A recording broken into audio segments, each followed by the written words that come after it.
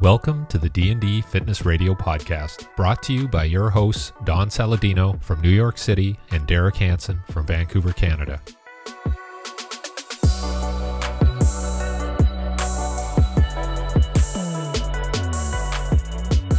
Yeah, we were on a call with about 40 people from around the world and just seeing how everybody's doing. And what was the call about? Just how's it, like, basically it was called "How Are You Doing?" And so I had Rob Panarello on there, and he's talking about how he's had to furlough like 1,200 employees, and then we had a guy from China in Beijing talking to us as he's walking down the street, like, and somebody from Doha, Qatar, works with Aspire and Aspetar. Somebody in Arizona who works for Altus. Some people in the UK. You know, just talking about what they're doing. I would have jumped on that call. Yeah, we're going to keep. I think I'll do it once a week, just to, sort of like a check-in. Like, what are you guys doing? Like, because right now the Olympics, even though the IOC says, yeah, we're going to go ahead with it, it's not going to happen. It's just not. Nobody's training. Like this guy at Altus in Arizona says his athletes can't go to a track because they'll get kicked off because all the tracks are on like school property, or they go to an open park. They get kicked off, so they can't train anywhere. I know. It's crazy. It's nuts. So no sports, no Olympics. You know. It's, you know what, man? Listen, it all sucks, but you got to get creative. Yeah, it's a test. It's a test, right? It's a test. I mean, listen, we all know what the situation is right now. We all know it's serious and it sucks. It's, self-quarantining is not, it's not fun, but we have to adapt, and we have to, certain people, out there have to, I understand, you understand the severity of this, but some people are putting themselves into this depression and this hole because all they're doing over and over and over is talking about it and thinking about it and just saying, oh, this is terrible. What am I going to do? Like, we gotta as human beings, we gotta get creative. Like our business, I've had a brick and mortar operation open for 15 years. I'm closed. I just closed my whole gym. That's a big portion of my income. I had to close. I don't have revenue coming into the club right now. Now I have digital, I have other things, but thank God. But, man, my lease is up in May. Like and I don't even think I have it bad. There are people out there who have no income. They have no opportunity. And I'm still talking to some of these people, and they're positive. And they're like, no, we're going to get through it. We're tough. We're a tough country. And I admire those people. It's the other ones who are like, it's a complete opposite. It's doom and gloom. That I can't digest that. Yeah. Even in Vancouver, there's people walking away from their businesses, like literally, like, we're closed permanently. Like, we don't want to, I guess the margins are tight, and if they're not bringing in income, they don't want to be paying rent. So they just walk away from their business. So. Right. And like, can they do that? Like, I have no idea. Like, I don't, like, what are landlords going to say to that? What are they like? I'm in a different boat. My lease is up in May. So like in May, I'm staying or I'm going, but like, how are they going to, what's this all look like? The insurance companies are the worst because, you sit there and you give them all this money every month, every year, and it's something, as soon as something goes wrong, they're like reading between the fine print. Yeah. Like there was this whole thing, I guess pet insurance in Vancouver here, where people are paying in like whatever, $50 a month, and some guy's pet gets sick, and then he goes and they give him $15 for like a $1,500, payment, right? And he's like, what? I've been paying in. And they go, well, your dog has a pre-existing condition. Whatever that is, he's a dog. Like, that's the pre-existing condition. And so the financial person, the consultant, comes on and says, well, you're probably better off just putting away $50 a month on your own into a separate account. And then like, it's like, what the fuck? Yeah, no, it's like, just people are crooked, man. It really is. The insurance companies are the worst. I got on with them the other day, and they were like, well, your liability insurance doesn't pertain to this. I'm like, well, how so? They're like, it says under here that viruses, we do not cover viruses. I'm like, all right, that's interesting that you guys even had that put on there. But I think it was from the SARS. I think they said SARS was when, they put these amendments to these contracts. So I'm like, yeah, no, it's fine. Like, we didn't close because of a virus. We closed because the government shut us down. Yeah, good point. No one in our club had a virus. Everyone in our club, like, it's a small club. We were monitoring the cleanliness. We were, I think it was a great idea that it was shut, but our club wasn't shut because of a virus. Our club was shut because the government forced us to shut down. They were like, well, we don't see it that way. I'm like, of course you don't. Of course you don't. But, that's the risk of an insurance company, though, right? I mean, they're never happy when they're paying someone out, right? Yeah, something catastrophic for them. I don't like the dishonesty. And I don't like how they're here to protect you. Like, you're basically forking money over to them every month because you want protection in case of a bad situation like this. That's why we sit there paying money every month. Then something goes wrong and they're like, oh, no. Like, it's a virus. It wasn't a virus. No, the government forced us to shut down. The government said you have to shut the doors. That's why we shut the doors. Did you hear about Equinox the other day? This I was shocked about.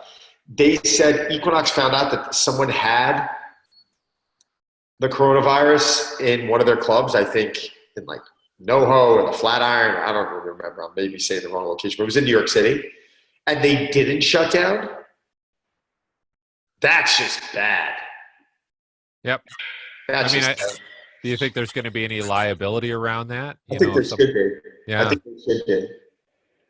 I think there should be. I mean, this is when you just have finance people making decisions and numbers people making decisions, and they take out the human element. I mean, that is incredibly irresponsible. That's incredibly dangerous.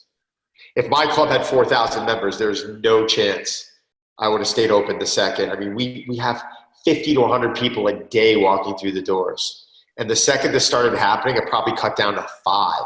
It was like business was non-existent. We were just staying open to clean. And the member would come in, it was like, here's your Purell, and just be careful. And if we hear you cough, we're going to ask you to leave. And everyone understood. And if someone was sick, do not come in. And, that's even like, if you ask me, that was still a decision that we had to sit up and kind of take and think about. I can't even think about the irresponsibility that a corporation, like how they can be that irresponsible to make that type of decision. Well, I mean, you saw the stuff like the spring breakers, and then somebody sent me a picture yesterday from Bondi Beach in Australia, and it's just packed. Like you essentially have to legislate this stuff because people are not smart enough to self. Ridiculous. No, it's also like some people, some people, it's disgusting. They're taking this as a holiday. I can't tell you how many people I know that are down in Florida. Like, well, what are you doing down in Florida? Like, you're supposed to be self-quarantined. You're locking yourself in a house in Florida, or like, are you renting something with like a huge amount of acreage where you can lay out in a lounge chair or are you going to the beach? Like, yes, that Bondi Beach pic I think I saw. I also saw a picture from, I think it was Miami Beach the other day. Yep. And I was like, you got to be kidding me. It was Clearwater. I think it might have been Clearwater Beach by like Tampa. It would be something crazy. It looked like the 4th of July. Yeah. Like, so now you're telling people like they can't go to work, which sure, I mean, a lot of people don't have a problem with that.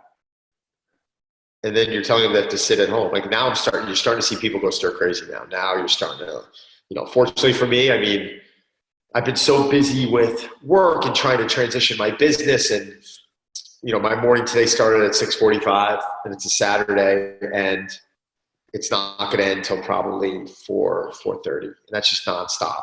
I mean, fortunately in there I was able to get a workout in, but it was shooting content, on the phone with vendors, on the phone with employees, figuring out with video edits, speaking to my team in Arizona that's helping me out with a project. on and on and on and on. So it's just, I don't even have that time. I've watched 2 movies in the last week, and that's at night. I fell asleep during one of them. It's just, like, you got to make best of this time. Yeah. Yeah, we disinfected everything. We disinfected all our vehicles. I was taking furniture outside and like steam cleaning it, and just I'm like, okay, well, might as well clean everything. Like, Right. probably never really had enough time to do that well, so we're doing that. We're just fine. There's no shortage of stuff to do, really. I was going to ask you, like, we live right beside a golf course, and they closed it down. It's a public course, but is golf an acceptable thing to do? Like, can you distance yourself and play golf? Yeah, you can actually. And it was funny. I had a buddy of mine called me today, and he's like, I'm going up to hit balls. He's a doctor. And he's like, do you want to meet me and, walk a few holes and we'll keep our distance? And I just said no to it. And I kind of wanted to. Let's be honest, I definitely wanted to. But I did. It was just more because of work stuff. It was the time he was going on his book with calls. But, Justin Tupper from, Golf Channel, he said his course is open and that they're allowed, people are allowed to use it. And they're allowed, like, he can go up there. Like, I see nothing wrong. He's going up there to the course himself and he's chipping and putting and he's not around anyone. I think that's a great use of your time. You also have to start have to start figuring out how to do stuff like this. Yeah. Like, we're not paying, like, no one's talking about mental health. Like, the importance of, like, all right, well, is sitting in your house for the next 4 weeks, living in a dark basement, not looking at the light of day, is that healthy? No, the answer is no. I received a message from a woman in Singapore who I know, husband, very successful guy, really sweet people. But in cap letters, get out, lock your family down with supplies, see no one. Literally paragraphs. I need to tell you as a fellow health nut, get out, close up hiatus, and move out. New York City will be quarantined by the weekend. This was on March 12th. She said that. She was pretty much right. Then she goes into everything that's going on. But basically, like, lock yourself down, lock yourself. Yeah, I understand that. But, I mean, go for a walk. Go for a run. Don't surround yourself with people. Like, I still have to go to the grocery store. I was in the grocery store early this morning. I'm not getting in close contact with anyone. Or I have to check out, and I have hand sanitizer. My hand sanitizer. I go home, I shower. Mask or anything you can wear? I mean, I can't even find mask. I actually got a ton of hand sanitizer. Not a ton. I probably got like 10 or 12 bottles. But it was because a friend sent me them. I didn't expect them Okay. to my house. I'm like, well, this is great. I've got like all these jars of hand sanitizer. It should last me the next 5-6 months. Which is great, but like, no, I don't, but like, I'm not going to sit here and eat. No, I'm not going to eat canned like food all day long. Like, there's certain things I need for my immune system that I'm going to continue to go and I'm going to shop for, or I'm going to order online. Can you get some food delivered and stuff? Some certain 100%. Things? Yeah, there's still organic markets that are delivering. There's places online that you can get your meat sent to you from. We also need to think about the importance of nutrition. Like, the importance of proper nutrition. Food as medicine is to fight off sickness and disease. It's to fuel you and give you the energy your body needs to be able to perform day in and day out and become, we never use this word, resilient. That's what good nutrition does. So yeah, I'm going out, I'm trying to get fresh fruits and fresh vegetables and do that sort of thing. And I'm working very hard to do that. It's a pain in the ass, but our bodies need it. Our bodies need it. It's not going to be healthy if I'm sitting here eating like canned baked beans all day long and like Del Monte, pineapple, because I'm like, oh, I can't go to a store. Like, am I doing myself worse there, or by going to a store and distancing myself from the one person I'm going to see? I literally walked in an opening today. I saw one person. It was a checkout person. Really? It was insane. Yeah. What are you doing about food? What are you doing about food? Well, a couple of weeks ago, because I have a friend in Italy, he was telling me the situation there. So I'm like, okay, I just went to Walmart. I bought all the non-perishables, right, that we needed. So we have, I don't know, I spent like $750 on stuff. That's socked away. That's my emergency supply. And then, we're walking to the grocery store or whatever, going to the grocery store periodically, grab a few things. Why aren't you driving? I don't know. Like, it's not that far for one thing. And the other thing is it's exercise. Like, we walk, we put Yeah. packs on our back, we fill it with food. I don't know, It's just like an activity. yeah. Yeah, it's smart. So again, it's that mental health thing. And, we're just making do, I guess. 100%. 100%. And it's like you said, like, this is a time to get stuff done that you normally wouldn't have time for. So that's kind of what we're doing too, right? We're just, hey, we should have done that. Okay, well, maybe we'll do something in the yard landscaping wise. Maybe, I don't know. Every day's a new day, I hate to say it, it's kind of cool in some respects, right? I don't know if you're treating it that way too. It sounds like you are, but No, listen, what are the positives from this? I mean, I'm not waking up with an alarm every morning. That's true. I haven't used an alarm to wake up in a week, which is unbelievable. I've been fighting like a slight cold all week. It's just like a runny nose type of thing, like a little congestion. Yep. I think that was just from literally last week running myself into the ground. I probably was doing 4 a days because I had to shoot so much live content for all these publications that I was literally working out 4 times a day because I had to get it on video. So I think I just ran myself a little down into the ground.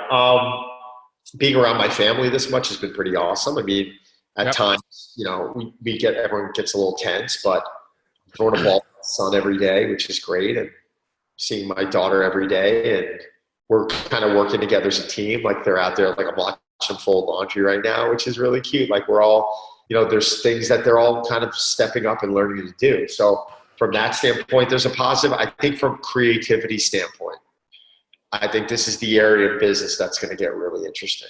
You have to rely on your creative juices. You have to, this is one of those moments where our backs are against the wall a little bit, and to survive, who's going to strike first? It's how are you going to pivot off of this? Or are you going to be one of these people that just wants to be saved? I'm not one of those people that's expecting to be saved. I think the only person who's going to save us is ourselves. And the way I'm looking at it right now, my club is closed. Drive is not opening in the next 2 weeks, month or 2 months. And if we do open in May again, what's happening with the life of that club? I do not know. I don't know what's going on with membership. I don't know if the door opens and members are freaked out to come back in the gym. We don't know. So I am acting as if right now, part of me right now has our meetings with our staff and my team, and we have one plan to move forward. What are we doing to protect our staff? What are we doing to make sure that when we are allowed to go back, whether it's 2 weeks, 4 weeks, whatever it is, we have those stages and steps. How are we dealing with Con Ed, our landlord, all this stuff every day, looking into loans that we might need. We have to do all that stuff. But then there's another side of me that's no, I gotta work on a plan B. And I allot time every day to dive into digital and say, all right, this is going to be my lifeline for a while. And we got to put where I might've been putting 10% of my day into this now. It's probably flipped. It's probably where 90% of my day is going into the digital, and 10 to 20 is going into the brick and mortar because we're just not there. Yeah. On the call I was on before with all these people all over the world, these coaches and sports scientists, they were basically, a lot of people were saying listen, even if we get through this, there's going to be another wave. This is just the first wave. So how are you going to prepare for the second and the third wave of this until a vaccine comes up? Right. So it's, it's not going to be as easy as 2 months and we're good. I got upset with one of my coaches the other day. I had to run back to my club to pick something up, and I had to get on a phone call with him about something that whatever, it was some business thing that was going on. And I said, well, how you doing otherwise? He said, I'm all right, stressed out. I said, no, I understand. Everyone's a little stressed out. I said, what do you do? Because right now we've got a database of members, and this is what I don't understand. We have a database of members, and these members are home, all trying to figure out what to do. This is a time right now where people need trainers more than ever. More than ever. Because whether it's good or whether it's not good, someone could walk into an Equinox or New York Sport Club and find a leg press and sit on it and start working. That's why you have a lot of that shit there anyway. It's because they have to leave that in there for the people who aren't training or the people who don't know fitness. And they can just go to a pec fly and start doing this because that's all they know. And it's not their job to know. But this is the time right now where people need us more than they ever have. And I can't tell you how many trainers I'm seeing bury their head in the couch. And that upsets me. Because you know what? Don't charge any money for the first week or two. You're not making money anyway. Offer some value. Turn around, like call your clients. I spoke to a kid the other day. Have you called your clients? You know what? They're all really particular. I said, let me tell you something, man. There's a few things going on here. One, you need income. Two, the club needs income, but it won't be the income that it was because the club will take a massive hit to be able to support the coach because if you're a good gym owner, that's what you end up doing. The client needs variability. They need to know what to do. They can't sit there and do 50 push-ups every day and a couple of crunches and expect themselves to feel good in a month. They're not. But man, are there so many things to do. And a good coach needs to supply the client with that. And someone who understands coaching and people should be able to present that to someone. I'm not even saying sell it because I'm not even saying sell it yet. Don't sell it for the first week. Just say, listen, I'm going to offer an online training seminar every day. Like I'm doing online. I'm doing lives every day for free. I don't want to download my free program. I'm not asking for anything for free. The money will come down the road if there is down the road. But right now, it's about offering value to people. And the problem is the second the paycheck gets cut off for these coaches out there, they don't want to work. Yeah. And that's why they're not going to be successful. Yeah. That's why they can't build a business because they want something in return for every minute of their time. And in a very sick way, for a lot of these coaches, this might be a good lesson for them. I feel bad to say that because this is a pretty extreme lesson, but this might be a good lesson for a lot of these guys that are literally counting, I want to up my session rate, $5 a session. It's very easy with training, guys. It's supply and demand. If you're offering a good product, more people are going to want to train with you. If you're offering value, more people are going to want to train with you. When do you raise your rates? When there's no more supply to go around. When the demand outweighs the supply. This is business 101. When you have 100 people coming to you for 10 sessions, you can charge whatever the hell you want to charge. No one's thinking this way right now. People like my coach the other day wants to put his head down in the sand and put up one post and say to himself, all right, that's good. What are you going to do? Like, how are you going to show what you're made of? Are you going to be one of these people that gets on the phone and starts calling clients and saying to them, guys, listen, let's do a virtual session. Oh, I don't know. I'm not really into it. I'm used to lifting weights. Listen, the first session's on me. Trust me on this. I guarantee you start doing this, you start taking the stuff I have you doing with the equipment that you have or body weight, you will come back, we will not lose a beat. We may even be stronger and more lean because we can actually focus a little more on certain things that you never had time to. And it played off into a positive. No one wants to do that. So what are you telling, if you're telling something to clients or the general population out there, who should they be following? Who should they be, getting their advice from now during this time? I think a lot of coaches. I think coaches. I'm not talking about someone who is putting up pictures of himself, like, picking up, X amount of weight, or the guys. If someone's posting what they do for themselves, there's value to that. I totally get it, but a coach should be able to present options. Coach should be able to help you think about your best plan of attack with the ammo that you're given. If you're given one band and it's this resistance, how are you going to design something for someone that's really helpful? That's what a coach does. Have you have you have you had people like I've had this where people are like, okay, this is what I have. I have like one band, I have a 15-pound dumbbell, I have a physio ball and a coconut. What should I do, right? Like that, it's all around equipment. Yeah, I tell myself, perfect. I said, drink the coconut first, get hydrated, and then we'll figure something out with the rest of the stuff. I mean, that's plenty. That's Yeah. plenty. I mean, I just presented everyone with 4 straight weeks of body weight. I'm going to keep writing. I'm going to write another 4 weeks. I'll make it a 2.0. I'll increase some of the time and the complexity of some of the movements, and I'll do that in my sleep. No problem. Let's keep going. Yeah. Like, you know what? Like, you're used to squatting 500 pounds on your back? No problem. Try an airborne lunge. Tell me if you can do that body weight. Try a pistol. Oh, what? You don't have the mobility to do a pistol? Let's work on that mobility. Let's start getting stronger there. Oh, you want to know what? You can do a pistol now? Let's go in the kitchen and grab, a soup can and hold that. Or, go in the garage and grab your tackle box that has about 10 pounds in it and hold that. Like, we can figure it out. Like, we just, people are not supposed to know what to do in a situation like this when it comes to fitness. They're not. They don't study this stuff. I understand it. They don't. But like crunches, jumping jacks, and push-ups, it's only going to last for a certain period of time. Like, we need more variability. We need, some type of, people need programs, they need plans, they need goals. That's why a lot of challenges online do so well, because you're giving someone a start and a finish.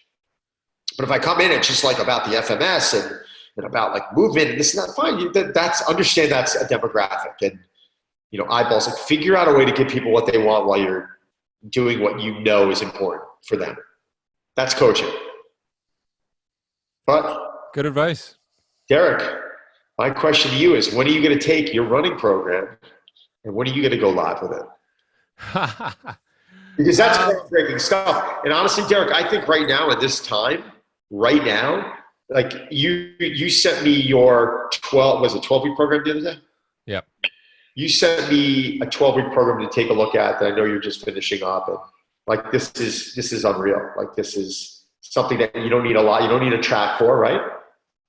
No, like, and I was telling somebody, I don't know if I was talking to you about this, but I said, listen, right now my emphasis is on alactic abilities, like short stuff, because I think one of the first cases in Italy was a guy who was a marathon runner and he was doing workouts and all that, and that respiratory stress is not necessarily something you want right now to leave yourself kind of open to infection. So if you're sucking in a lot of air, not good.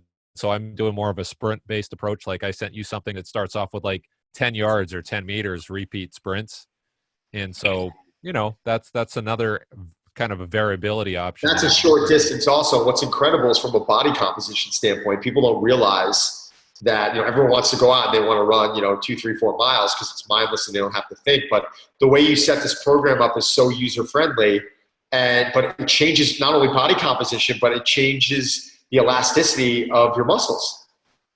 Yeah, and it just makes, and if you do go back to the longer runs, you're going to be more elastic. You're going to be a lot more, just efficient, right? The running economy piece. So that's, so maybe that's it. Maybe we're just kind of doing a bit of a diversion and a shift so that people work on things that they normally wouldn't work on because they're doing the long runs and, fitting that into their schedule. So it's different. Right. It's the same thing I'm doing with that ice hockey program, is like, we're getting people to sprint because they normally don't do that. Right. Right now people are struggling with a couple things: space, and equipment. Unfortunately, running, you only need one of them. And when I say space, with a lot of the work that you're asking people to use, isn't requiring a lot of it. 30 meters. What does that come down into, like, feet? Well, it's about 100 feet, right? But even if you had 10 meters, it's 7 strides, which is 30 feet, right? Obviously you need to decelerate, but I even have people like, I'll take them and I'll use my power rack and I'll just take a band and I'll get them to do upright running drills with the band around their waist, which is a nice substitute. You still work on the elastic qualities. And so if you're in a apartment prison cell, whatever it is, you can still do those types of activities that will transfer to your running. So I posted a few of those things on my Instagram where it's like, okay, I call it like a tethered training scenario, and you just, work up and down. I mean, Right. gravity's not taking time off during a pandemic, so it's still useful, right? I think it's brilliant stuff. And again, I'm not expecting normal everyday people who might be doctors or work in finance or a grocery store to know this stuff. This isn't their profession. Just like I am not going to know a world of things out there. That's not my profession. But that's why we surround ourselves with people who know more than we do in other areas. And if you're depressed because you feel like you're losing your so-called, I love this word, means, your progress, or just from a mental state of going in and feeling good, like you got to get organized and you got to start thinking a little bit differently. You got to start thinking outside the box. Like if you were working on the best training program ever and this was killing it for you and now you're off of it, so find another program. Like go to that same coach and ask them if they have a plan B, and then go with plan B. Yeah, it's just like the financial thing you were talking about.